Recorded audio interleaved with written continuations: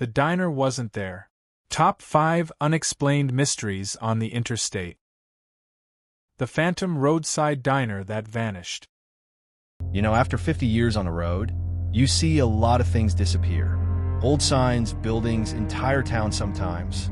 The interstate rolls on, and the past gets paved over. But this one is about a place that didn't just get paved over. It just wasn't there. This happened a few years ago. I was on a long run, heading east, somewhere out in the middle of Kansas. The road was straight and flat, nothing but endless fields and a wide open sky. It was about 1 in the morning, and I was starving. My thermos was empty, and my stomach was starting to growl loud enough to drown out the engine. I was on the lookout for a rest stop, or even better, a classic diner.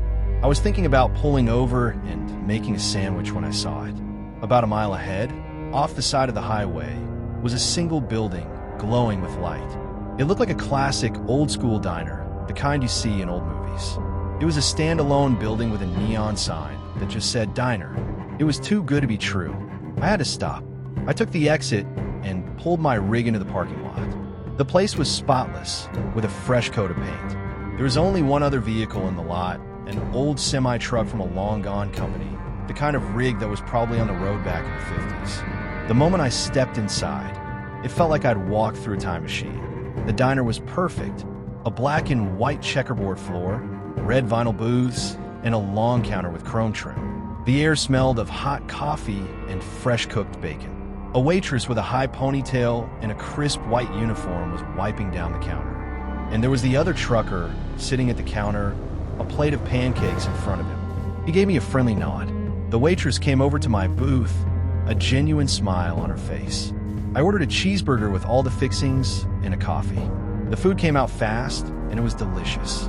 The burger was juicy, the fries were crispy, and the coffee was strong and hot.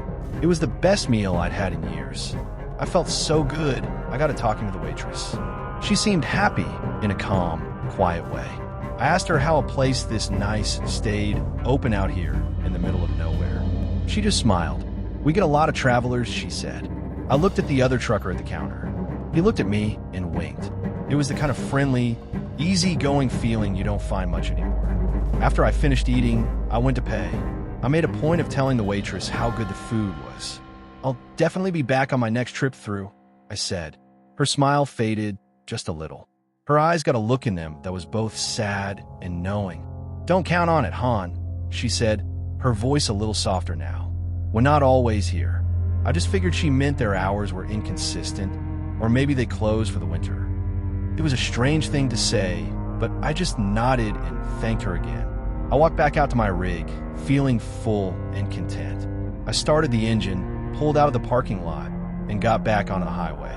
The whole time, I was thinking about what a great little place it was. I glanced in my rearview mirror to get one last look at that glowing sign, but the diner was gone. The exit was still there. The gravel patch of the parking lot was still there. But the building itself, the neon sign, the glow of the lights, all of it had vanished. It was just an empty field, a dark, desolate stretch of land. The old semi-truck from the parking lot was gone too. I slammed on the brakes and sat there for a minute, my heart pounding. I was tired, but I wasn't crazy. I had just been in there. I had just eaten a full meal. I looked at the receipt in my hand. It was there, printed clear as day. A receipt from a diner that didn't exist. I drove on, shaken but completely baffled. The next day, I looked up the road on my maps. Nothing. No diner. No record of one. I asked other truckers on my route. They all said the same thing. No one had ever heard of a 24-hour diner on that stretch of highway. To this day, I can't explain it. That diner was there, then it wasn't. But I'll tell you what, I still think about that meal. And I learned that on the road, some places aren't really on a map. They're just there for a moment, waiting for a lost soul to find them. And then they're gone, leaving you with nothing but a full belly and a mystery. The Impossible Fog Bank on I-90. All right, let's keep going. This next one is about a different kind of mystery, one that messes with your head more than anything else. You get a feel for the road, a sixth sense about the weather and the conditions. You can see a storm coming from 100 miles away. So when something shows up that makes no sense, it really throws you for a loop. This happened to me on I-90 heading east somewhere in Washington State. It was a beautiful night. The sky was clear as glass, and the moon was so bright it cast long shadows of the trees in the asphalt. The air was cold and crisp. I had a long stretch of road ahead of me, and it was a straight shot. I was driving along, minding my own business, when up ahead I saw it. A solid wall of white. It was a fog bank, but not like any I'd ever seen before. It wasn't drifting or swirling. It was just sitting there, a perfect line of thick white, maybe a half-mile wide, stretched across the interstate. I checked my weather reports on my CB, but there was nothing about fog. Nothing at all. My gut told me to stop, to wait it out. But a part of me, the part that was a little too curious, just had to see what it was. I slowed down to about 20 miles an hour and drove right into it. The moment my front tires hit that fog, everything changed. The color of the world changed. The road went from a dark gray to a dusty, light brown. My rig was still rumbling, but the sound was different, muted. The smell in the air went from clean mountain pine to something dry and earthy. The lines on the road were gone, and the interstate turned into a narrow two-lane highway. I slammed on the brakes, my heart pounding in my chest. I looked out my window. The trees were gone. The mountains were gone. The thick, green forest had been replaced by a dry, arid desert landscape. Saguaros and low brush lined the road. It looked like Arizona or New Mexico, not Washington. I looked at my rearview mirror. The fog bank had sealed behind me. I couldn't see anything. I was trapped in a completely different place. I tried to use my CB, but all I got was static. I tried my cell phone, but there was no service. I was completely cut off. I had to keep moving. I drove for what felt like an hour, maybe more, in that strange place. I saw old, rusted-out cars from the 50s and 60s on the side of the road, covered in red dust. I saw a hand-painted sign for a town called New Hope, a town I'd never heard of. I felt a terrible sense of being completely lost. I had to get out. I floored the gas pedal and drove as fast as my rig could go. I saw the wall of the fog bank ahead of me. It was a solid, pulsing wall of white. It was a terrifying sight, but it was my only way out. I hit it at 80 miles per hour, my hands shaking on the steering wheel. The world snapped back to normal with a jolt. The air was cold and crisp again. The smell of pine filled my cab. The road was a wide, smooth interstate with a painted white line down the center. I was back in Washington. I slammed on the brakes and pulled over, shaking. I looked at my rearview mirror. The fog bank was gone. The road was clear for miles. There was nothing there. I looked at my clock and my odometer. I had only been driving for about 10 minutes, and I had only traveled a few miles since I had entered the fog. But I knew, in my gut, that I had been in that impossible place for a long, long time. To this day, I can't explain it. I can't explain how I drove for an hour and only went 10 minutes worth of distance. I can't explain how I drove into a mountain range and came out in a desert. I was in a place that wasn't there. It wasn't real, but it felt real. It taught me that on the road, some places aren't on any map. They're just temporary illusions, and you can get lost in them in the blink of an eye. The truck that drove through my rig. All right, let's keep going. This next one is about a truck, but not a truck like mine. A truck that shouldn't have been on the road at all, at least not in this world. You learn to respect other drivers out here. You give them a wide berth. You flash your lights. There's an unspoken understanding. But with this truck, there was nothing to understand. This was a long time ago, on a two-lane highway somewhere out in the Arizona desert. The road was a long, dark ribbon cutting through the black night. It was late, maybe 2 in the morning. I hadn't seen another vehicle for a long time. It was just me and my rig. Up ahead, I saw them. 2 bright, yellow lights coming right for me. An oncoming truck. I didn't think anything of it at first. You just give them a little space, maybe a quick flash of the headlights as a greeting, and you both go on your way. But as the truck got closer, something felt wrong. It wasn't a modern rig. The headlights were too bright, too yellow. They were old seal beam lights, the kind you don't see anymore. I couldn't see any of its running lights, just those 2 bright yellow eyes. And the cab looked like an old rig from the 1940s, a boxy thing with a flat windshield. It was coming at me, and it wasn't moving over to its side of the road. It was coming straight for me. My heart started to pound in my chest. I flashed my high beams, a quick, silent warning to get over. But the truck didn't respond. It kept coming, unwavering, a ghost on a direct collision course. I laid on my horn, a long, angry blast that echoed in the empty desert. The truck didn't flinch. It didn't slow down. It just kept coming. I had maybe 5 seconds left. I slammed on the brakes, my rig groaning in protest. I laid on the horn again. The air brakes hissed. The truck shuddered. I squeezed my eyes shut, bracing for the impact, the sound of metal on metal, the terrible crunch of a head-on collision. I held my breath, waiting for the end, but the crash never came. Instead, I felt a terrible cold shudder go through my entire rig. A freezing wind blew through the cab, even though my windows were up. The sound of a heavy diesel engine roared, but it was muffled like it was coming from inside my own truck. I felt a terrible, weightless sensation as the other truck passed through me. I opened my eyes, and my rig was completely still. I looked in my rearview mirror, and there it was. The old, yellow-lit truck was now behind me, continuing on down the road, its red taillights glowing in the darkness. They got smaller and smaller until they were just 2 pinpricks of light, and then they vanished completely. I sat there, shaking for a long time. I got out and walked around my rig, checking for damage. There was nothing, not a single scratch, not a dent, not a mark on my paint. It was like the truck passed right through me, a phantom of the past that didn't belong in this time. I don't know what that truck was. A ghost? A time traveler? I have no idea, but I know what happened wasn't a hallucination. I felt the cold. I felt the shudder. And I learned that on the road, sometimes the things that pass you aren't really there at all. They're just echoes, still on their way to a destination they'll never reach. The missing mile marker on Route 17. All right, this one is a little different. It's not about something you see or something that chases you. This one is about something that just isn't there. You spend as long as I have on the road, and you learn to rely on things. The lines on the road, the hum of your engine, and the mile markers. Those little green signs are a trucker's best friend. They tell you where you are. They tell you how far you've got to go. It's a simple, comforting thing. But I had one trip where the mile markers started to lie to me.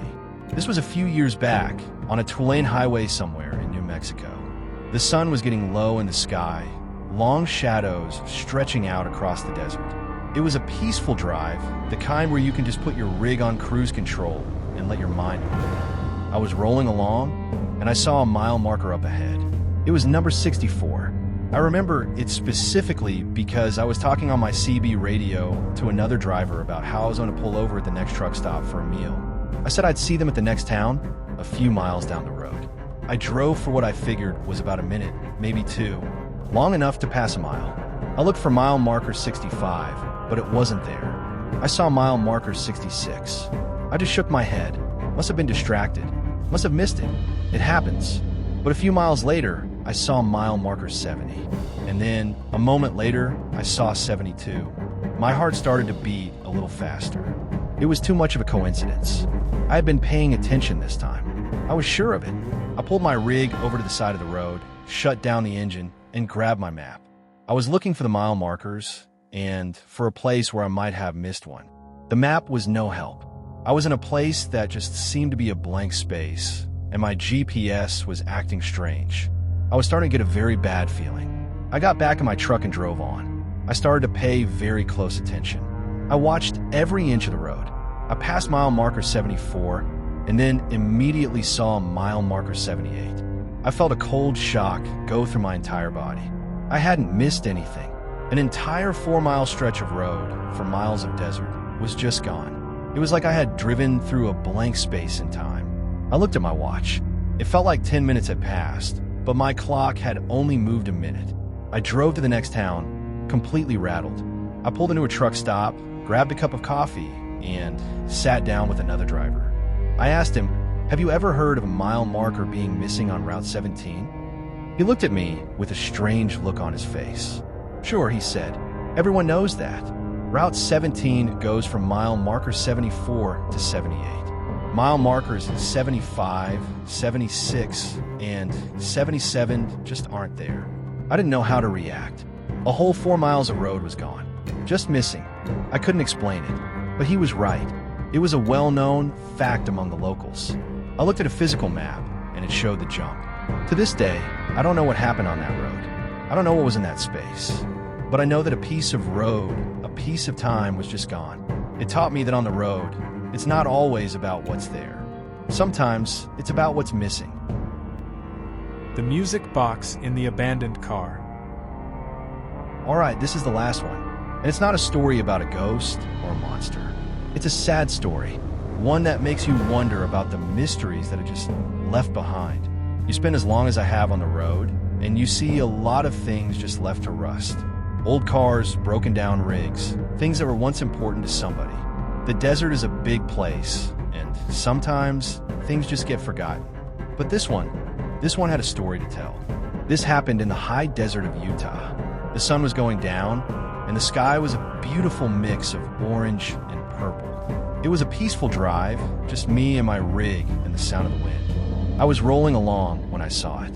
An old car, a classic sedan from the 1950s, pulled off to the side of the road.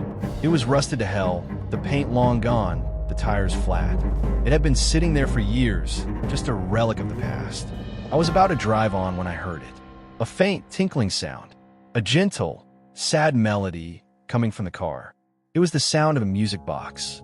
I pulled over a little confused. I shut down my engine and got out. The sound of the music box still playing on the wind. It was coming from inside the car. I walked over to it, my flashlight cutting through the fading light. The car's door was ajar, the passenger window smashed in. I peered inside, and there it was. An old, tarnished silver music box was sitting on the passenger seat. It was open, and the little dancer on top was spinning slowly, playing a sad, beautiful song. I felt a chill go down my spine, but it wasn't fear. It was a strange, haunting feeling. I reached in and picked up the music box. The moment my fingers touched it, the music stopped. The dancer stopped spinning. It was cold to the touch. I got back in my truck, holding the music box, and started the engine. I was a little unnerved, but also fascinated. I tried to open the music box, but the lid wouldn't budge. I put on the passenger seat and started to drive off. A few miles down the road, it started to play again on its own. The lid was still closed, but the music was there, the same sad melody. My heart was pounding, but this time it wasn't from fear. It was a feeling of profound sadness. I looked in my rearview mirror, and for a split second, I saw something in the road behind me. A blurry, transparent image of a young woman and a small boy were standing next to the old car. They weren't smiling. They had a look of terrible sadness on their faces, and they were waving at me, their hands raised as if they were saying goodbye. The image was gone in a flash, but it was there. I pulled over again and grabbed the music box. I held it in my hands, and the music stopped again. I sat there in the dark, the box silent. I knew what I had to do. I drove back to the abandoned car. I opened the door, and I carefully placed the music box back on the passenger seat. The moment I let go, the music started again, a clear, beautiful, lonely sound. The dancer on top started to spin. I closed the door, and as I walked back to my truck, I could still hear the faint melody on the wind. I drove off, and I never looked back. To this day, I don't know who that family was or what happened to them, but I know that the music box wasn't haunted. It was trying to tell a story of being lost and waiting. And I learned that on the road, some mysteries aren't meant to be solved. They're meant to be honored.